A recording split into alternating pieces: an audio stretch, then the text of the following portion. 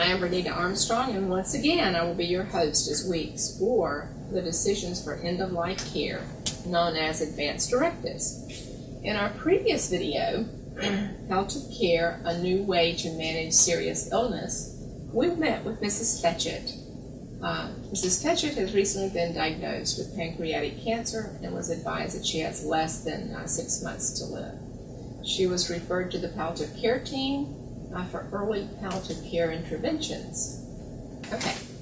At our first meeting, we addressed her pain and symptoms, her needs in the home for easy access and for safety, spiritual concerns, and the benefits of determining her wishes for end-of-life care while she was still able to make her own decisions.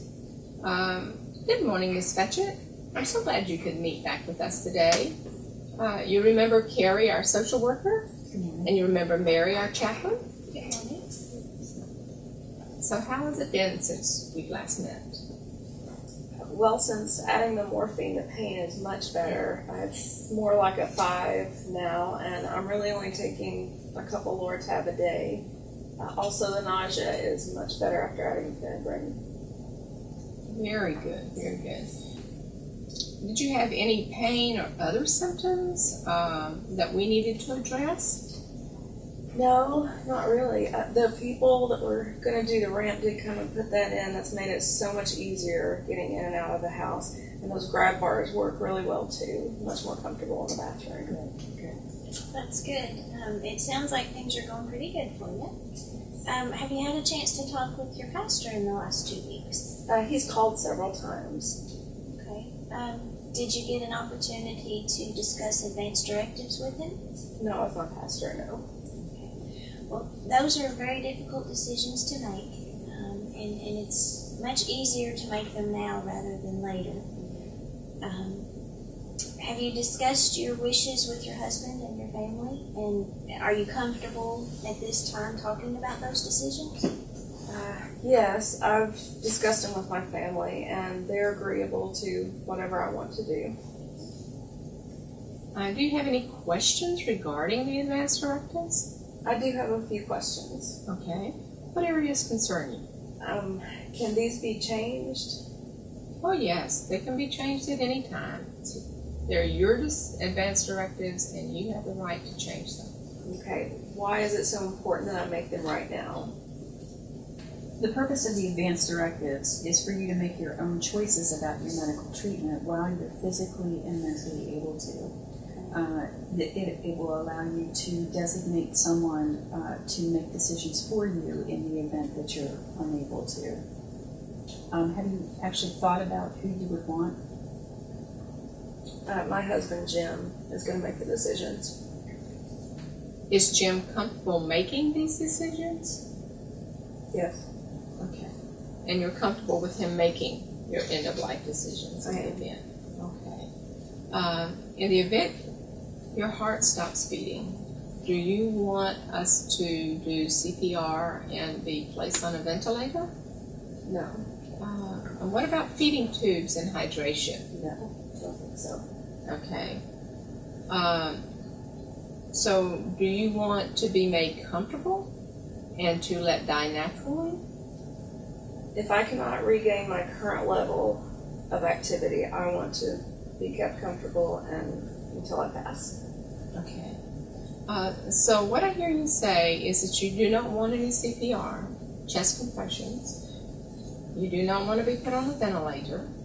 You do not want artificial feedings in the form of NG tubes or PEG tubes. And you do not want any hydration. Your goal is to be kept comfortable and allowed to die naturally. That's correct. And Jim and our daughter know this, and they agree. Okay. Have you thought about where you would like to spend your last days? I think when the time comes, I'd like to be at home with my family and our friends. Okay.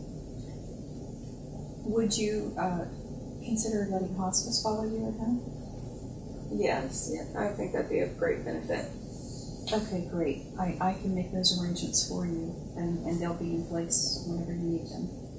Do you have any questions about hospice? No. Okay. What I'll do is I'll consult hospice, and what they will do is contact you to schedule a meeting to explain the benefits of the program. We work very close with hospice. The team keeps us informed of any pain or symptoms or other problems that you may be having. But you and your family both have the right to call us at any time. Anytime you have any concerns or questions, make sure that you call us and let us know, okay? Yes. Mrs. Betchett, if you're comfortable with the decisions you've made, I can go ahead and help you with these advanced directives. Yeah, that would be fine. I know that these decisions have been difficult for you, and I know that it's very difficult for you and your family, but I can assure you that it is definitely in the benefit for you and your family to make these decisions early. It relieves a lot of pain, suffering at the end of life when time is really short and it's very emotional. So let me tell you once again that these are very definite goals that can be taken care of for you, and you do have the right to change them at any time. Okay? What I would like to do is to make sure that we follow up with you in 2 weeks, and then we will follow with you on an ongoing basis. And anytime that you need us, please call and let us know. I'm going to leave you with Carrie. She can complete your documents for you, and it's been a pleasure seeing you again. I'm so glad you're